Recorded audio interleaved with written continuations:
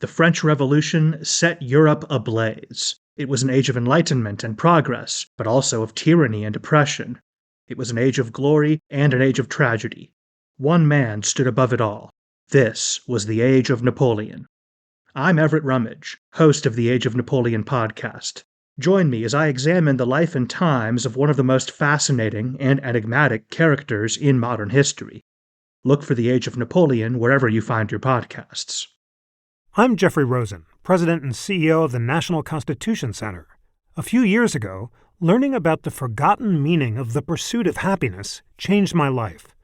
When the founders wrote that famous phrase in the Declaration of Independence, they meant an ongoing commitment to self-improvement and lifelong learning. This discovery inspired me to write a book, and in my new podcast, I explore the founders' lives with the historians who know them best. Plus, filmmaker Ken Burns shares his daily practice of self-reflection. Join me for Pursuit, the Founder's Guide to Happiness.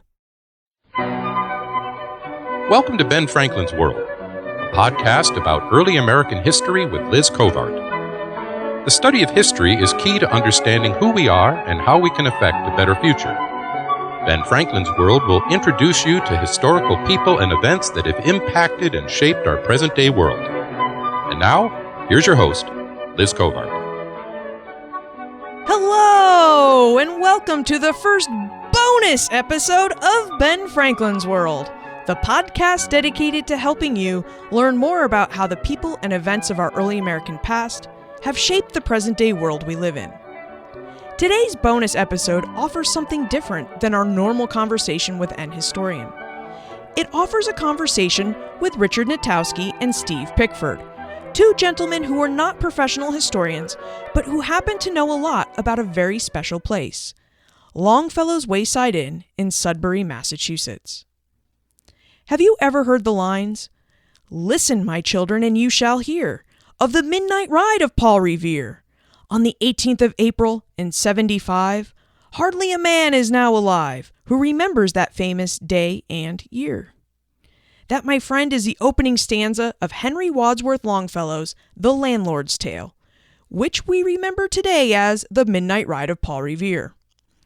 The Landlord's Tale was part of Longfellow's 1863 poetry collection called Tales of a Wayside Inn. The inspiration for Longfellow's Wayside Inn happened to be the Howe Inn and Tavern located on the Old Boston Post Road in Sudbury, Massachusetts. Longfellow's publication of Tales of the Wayside Inn brought the Howe Inn and Tavern notoriety, which helped to keep it open so that it now operates as the oldest inn still in operation in the United States. This bonus episode is an opportunity for me to answer a listener request for more information about colonial inns and taverns, as well as an opportunity for me to share an historic site that has played an important role in my life. Okay, golly, my history with the Wayside Inn stretches back almost 30 years. When my brother and I were little kids, my parents used to tell us to get all dressed up, so we'd get all dressed up in our fancy clothes, and they'd take us to dinner at the Wayside Inn.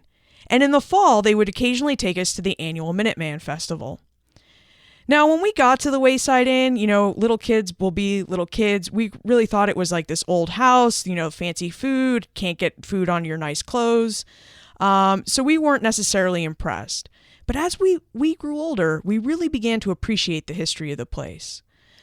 So by the time I reached my mid to late 20s and my partner Tim asked me to marry him, I could think of no better place to celebrate our future lives together than the Wayside Inn, which hosted both our wedding ceremony in its Martha Mary Chapel and our reception in the dining room.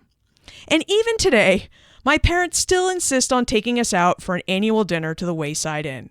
Every year around Christmas, my parents coordinate with us and they take my brother and I and our families to dinner at the Wayside Inn. So even now, almost 30 years later, my brother and I still go to the Wayside Inn and enjoy its amenities and great food. So I hope this episode answers at least some of your questions about early American inns and taverns, and that it inspires you to visit this historic site, dine in its dining rooms, stroll around its really nice scenic and historic grounds, or to surprise your significant other or family with a night or two in its historic rooms. So without further ado, I would like to introduce you to Richard Natowski and Steve Pickford of Longfellow's Wayside Inn. With tidings and wisdom to share about our early American past, here is this week's special guest.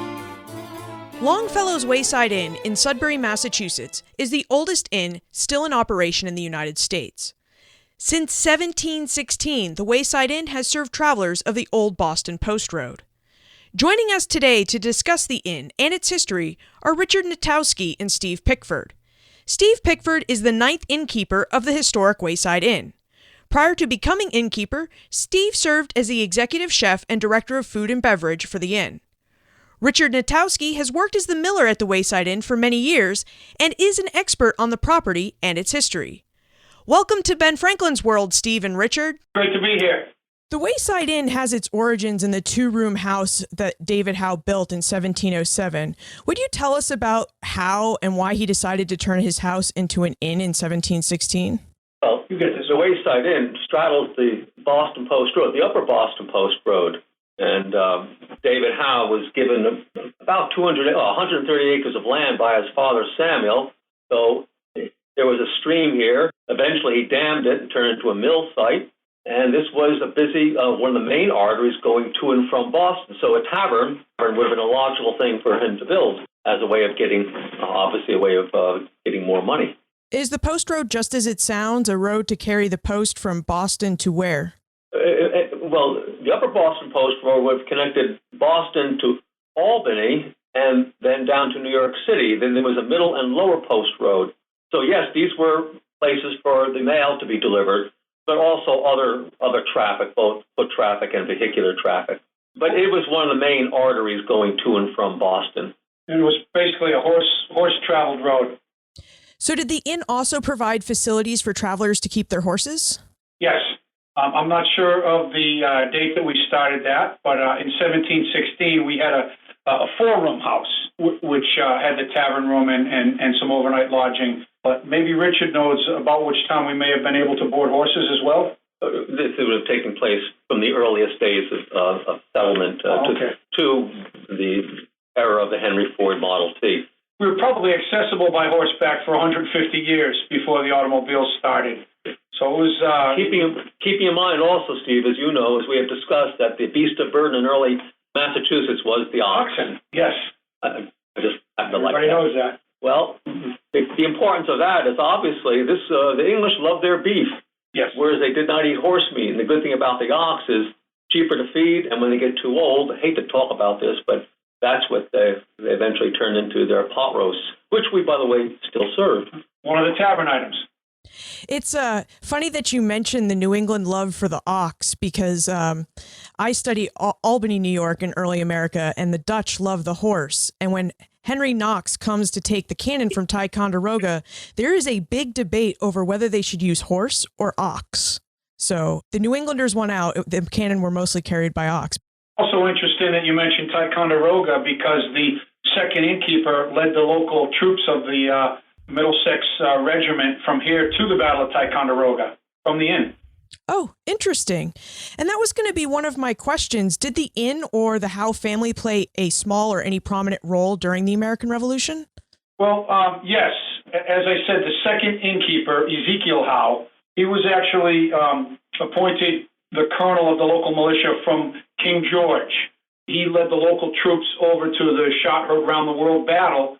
And about a month or two later, he was commissioned locally to lead the 4th Regiment of the Middlesex militia as well, as we got more and more into it with Britain. So he led the locals to Ticonderoga and Crown Point. A little aside, back in the late 60s, a former innkeeper, the late great Frank Kopais, reorganized that march to Concord, and he helped reorganize the Sudbury Minute Militia companies. And every April 19th, on that day, not on a day which deserves it, the Sudbury Militia gets up about 5 a.m. and they march to Concord. And so that was one of our innkeepers reinstituting that. We have quite a few reactor groups that use the Wayside Inn as their home base, so to speak. So I know that 4 generations of the Howe family operated Howe's Tavern between 1716 and 1861. And I wonder if it's possible for you to tell us what kind of accommodations would have been available at Howe's Tavern and Inn, and perhaps maybe how they changed over time. Well, initially, the first building was a two-room humble dwelling, and then expanded over time. But in those days, people used to share beds, 2 and 3 to a bed. This was common, and due to the severity of any winter, that would have been very welcome. However, as you know, over time, things change, and now we have 10 guest rooms for overnight accommodations. But in the early days, people shared beds, and we have them, and we have several museum rooms upstairs, which show just how they were accommodated. And as far as dining, this was done, as we would say, family style. It wasn't like a restaurant, which actually the term restaurant started in France just before the French Revolution. But people would all sit at a common table with the innkeeper at the head of the table. The reason that they shared beds, just in case anybody's curious about that, was, we didn't have central heating like we do today. It was fireplaces and body heat. We didn't have indoor plumbing. We didn't have, thermostats to adjust the heat. It would be cold except for that fireplace, and you had to keep the fire stoked all night. And even in the middle of a room, in the middle of winter time, with a fire going, it might be 55 degrees. Mm-hmm. And that's why we have in the rooms bed warming pans to put between the covers. But the inn today has heat, so nobody has to share any beds unless they want to, right? Yes, we do. It's actually too hot in here right now. So what types of food and drink would the Howes have served to their guests? Well, we actually have several things on the menu, which I shouldn't say exactly because technology changes in kitchens. One of the things we have on our menu is, in the dessert menu, is Indian pudding. Another item we have on our breakfast menu are Johnny cakes. Now, both of these are made with the grain which New Englanders could grow here, and that was corn, although in those days it was called Indian corn, hence Indian pudding. As far as drink, well, Steve is far more knowledgeable about drink than I am, but hard cider from the apples was a standard, as was beer. And the interesting thing about the beer is in Sudbury, South Sudbury, just 2 miles to the east, there was a malting house, and that's obviously what you need to make beer. Also, molasses was heavily traded in the colonial days, and of course, everyone knows that was used to make rum. And from what I gather, from what I understand, is whatever they could get their hands on would be what they'd use. I'm sure they were serving tea and coffee, as Richard said, beer, whatever they could distill and use is what they would use. One of the more important things that they used to make and store in their very cold chambers during the wintertime were pies, in particular mincemeat pie. In those days, it had meat. And they would bake these in their beehive ovens, of which we have 2. But this is a tradition which goes way back to England, to East Anglia. Mm-hmm. And so we have 2 beehive ovens in 2 of our dining rooms. Sure. And in the early days, a lot of the meats were boiled and stewed until we got into the invention of the Dutch oven and to the actual hearth ovens at the side of the fireplaces that we have in some of these kitchens. And then the roasting of the meat started, and Richard could give a better timeline of that. But a lot of the animals ended up being boiled and stewed. One of the things we try to hold every winter is an ice harvest, and one of the benefits of the ice harvest is you keep food fresh longer. Whereas in the old days, if you wanted to keep a joint of meat fresh, you would have to barrel and salt it. That was your corned beef, and ice made things a little different. George Washington reportedly was very thrilled with the idea of being able to have a good piece of fresh meat out of season. And he had a small ice house on his property. And we have a rather large ice house behind us, although we really don't use it except for the demonstration. What is the process like to harvest ice? Are they going out on ponds and taking it out there? Or is it like this winter where there's just so much snow they use the snow as ice? Last year, what we did is we have an ice house pond. We don't know who dug it out. And across the way is an ice house. That may have been there in the 1860s. But what we do is we go out there. First of all, we have to clear off the snow much of the time. Otherwise, it's not ideal ice and it gets too thick. And then we head through a system of saws and ice plows and tongs and our draft horses, donated by a a volunteer friend of ours.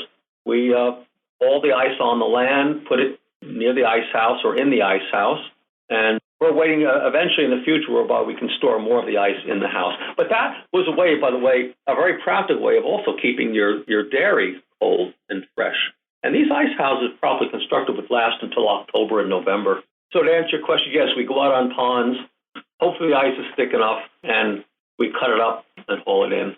So let me ask you this. It's kind of a personal question, but when we go to the Wayside Inn, what do you recommend that we order for dinner? What do you think is the inn's signature dish, or what period dish do you just enjoy eating? I happen to recommend the prime rib, which is our largest seller, and we do a very good job with it. We cook it for 24 hours at a time, slow cook it overnight, and do a fabulous job with it. And believe it or not, that's somewhat authentic of an item for, probably 150 years. The roast beef and particularly that cut. I recommend the duck as well. It happens to be one of my personal favorites. We do a real good job at it. Serve it with a traditional French orange sauce. All the seafood items are fantastic. We're in New England, so we get spoiled with some of the best seafood in the world. I really tell everybody that anything you see that you like, we're going to stand behind. However, since we're talking about food, you can't escape drink. And there are two drinks I'd like to install here. One is a syllabub, and the other was a flip. Now, the flip was the big drink in colonial days. It was strong beer, molasses, and a gill of rum. And then it was mulled with a hot poker. What about the Kua and the Stonewall? Those are two other drinks, which you serve here. You serve them. First cocktail. But I just thought I'd put in a word for the flip and a syllabub, which was, that's another thing I got to talk to you about. They're all potent. I have had the kuwu, and I can tell you it is quite potent. So for a long time, the Howe Tavern, up until about 1861 or 1862, the Howe Tavern operated as the Howe Tavern and Inn. But today we know it as Longfellow's Wayside Inn. So how did the name and why did the name of the inn change? It was always known as Howe's Tavern, but when the last Howe died, Lyman, the fame of Longfellow's poem was such that the people who took over the owning of the property, it ceased to be an inn for a few years. They decided to call it the Wayside Inn, and eventually Longfellow's Inn. And this is because of the fame of that poem. Now, as you probably know, or may not know, Longfellow may have been the most popular poet in the English language in a day when poets were far more widely read. And so to capitalize on this being the framework for his Tales of a Wayside Inn, it became known as Longfellow's Wayside Inn. So even before he wrote Tales of a Wayside Inn, Longfellow was a very famous person, so much so that he could retire from teaching at Harvard and continue just to write. Because of the fame of his poetry and the curiosity of everybody wanting to know where this place was, the next owner, Edward Lemon, bought it in the 1890s and kind of capitalized on that fame and turned everything around then. So, it continued being Longfellow's Wayside Inn during his tenure. So did Longfellow actually stay at the inn? He visited here when he was living in Cambridge and, was inspired to write some of that poetry about this place. Great. Now, what about Henry Ford? I believe in 1923, he tried to buy, or he did buy, the Wayside Inn. What attracted Ford to the inn? Fairly late in life, about 60, he decided to take an interest in American history. And initially, the Wayside Inn was to be the setting for his colonial village. And he bought almost 3,000 acres of land to protect the place and to secure the water rights. But eventually, I guess the realization of his distance, he was out near Detroit, made him realize that he was too far away to really enjoy it. So he started collecting untold amount of antiques and had them shipped over there. And he built his very, very large and famous Henry Ford Museum and Greenfield Village. But that initially he had planned to do here. They're just too impractical. And perhaps the Great Depression prevented that also. So what was left here was the Wayside Inn, the mill, the Redstone Schoolhouse, which he brought over from Sterling, and 2,000 acres of beautiful land. And, of course, the barn and the carriage house. He built the grist mill that we have today. He built the Martha Mary Chapel, and he moved items around the property. And basically, the footprint of the property today is a product of Henry Ford. But it's only, I shouldn't say only, it's about 106 acres, 120 acres now. 125 acres right now. So today, does the Wayside Inn and its grounds still operate as an open-air museum that people can visit? Yes, the inn itself has several museum rooms. Now, these are the traditional static museum rooms, period pieces. We have a schoolhouse, late 18th century schoolhouse, not far from the chapel. The barn's across the way, but it's generally not open to the public. And then there's the grist mill about 400 yards upstream, up the road. So this is open to the public. Does the Wayside Inn ever offer any special events that we should be aware of? Oh, yeah, we have a lot of events going on. This day and age to sustain taking care of the property. It's not just, you're not able to do it so much just from restaurant revenues. The restaurant revenues can take care of the payroll and paying vendors and stuff like that. But with 125 acres and all these buildings, we have to continually be, trying to bring people in here to, make additional revenues from the restaurant. But, they're all restaurant, food and beverage related. We just had an Irish whiskey dinner last week. It was very successful, sold out in a week. We have a murder mystery dinner this week that's coming up, a bourbon dinner coming up the end of the month. It's open to the public. Wine dinners offering, Napa Valley wines and food meal and everything. We have the March reenactment in April 19th coming up, where the active militia volunteer group, they march on that day, and they get some spectators watching. They do a battle reenactment as well in the fall. We have the local fife and drum corps reenactors that play here every Wednesday. They do their practice on Wednesdays outside, march around the property. At 8 o'clock. Then come in and, end up in the tavern after. And they do that through October. We have a colonial fair that's in the last weekend, the last Saturday in September, that brings a few thousand people to the property, spectators, and a lot of events going on. We have some authentic sheep shearing show that Richard helps host. We have the ice cutting from year to year. However, this year was a little too snowy. We have authentic fox hunts on the property. We had a couple last year and a couple scheduled for this year as well, which is part of our heritage. So we have a lot of activities going on that, bring spectators, bring people to keep them entertained. We have also meets once a week, an 18th century dance troupe. A few people like to do the old dances. Yep. And in July, we have strawberry concerts. Yeah, wow. Do you face any challenges while you're trying to simultaneously run this historic preservation operation and this modern restaurant and facility? I mean, it sounds like you're mixing and matching, history and modern day events. So financially, it's difficult, because you have to sustain a 125-acre property and upkeep not only the property, but you can't neglect any of the buildings. We have 9 buildings. We've been here 300 years.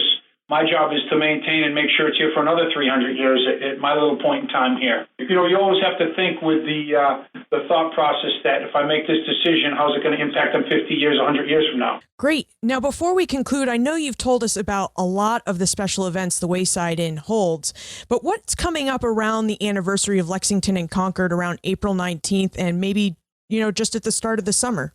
We have a lot of property to just walk and meander around and, a lot of buildings to check out.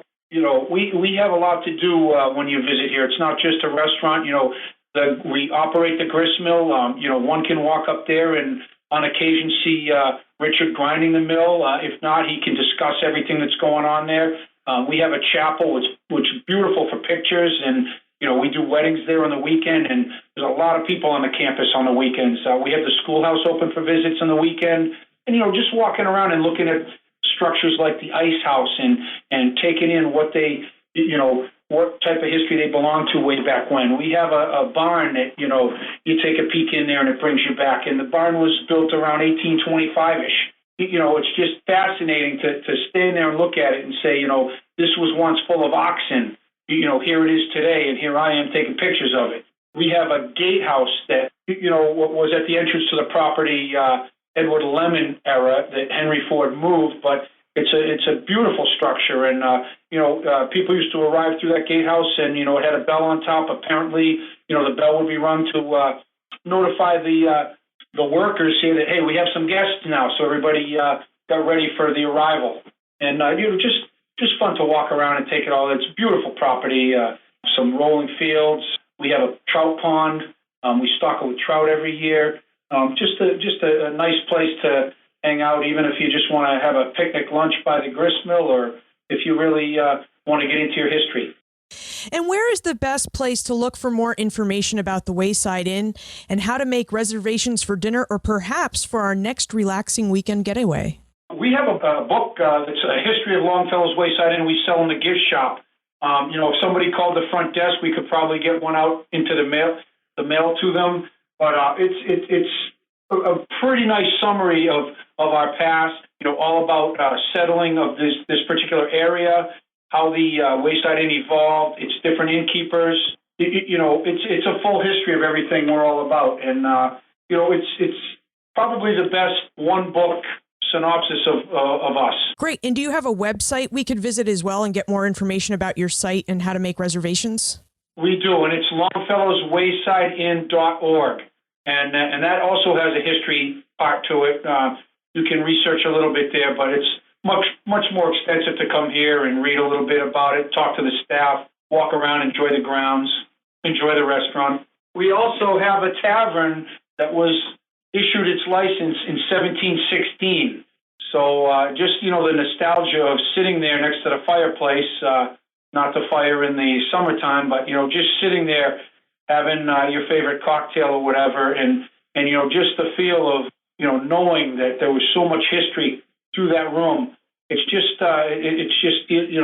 different for everybody. And that could be documented. We're not just throwing that date out there like some places do. 1716 is an accurate date. Great. Well, Richard and Steve, thank you so much for taking the time to be with us here on Ben Franklin's World. Thank you. Thank you. The Wayside Inn has a fascinating story that dates back to 1716. I am always excited to dine at the inn and spend a day on its grounds because not only is it an historic place, but it is beautiful and scenic. It's a wonderful place to spend a day. And when you visit the inn, I hope you take the opportunity to sample its food, which is quite excellent. Although, just a note of caution, if you stop by the bar and try one of their traditional colonial period cocktails, be sure to either spend the night or share your evening with a designated driver. They're quite strong. You can find information about the Wayside Inn, its special events, plus everything we talked about today on the show notes page for this episode, which you'll find at benfranklinsworld.com/wayside. Did you enjoy this bonus episode? Would you like to learn more about historic places and experiences, even when the site does not have a professional historian on staff? Please let me know. You can send your thoughts to liz@benfranklinsworld.com or tweet them to me at Liz Covart. And remember, never leave till tomorrow that which you can do today.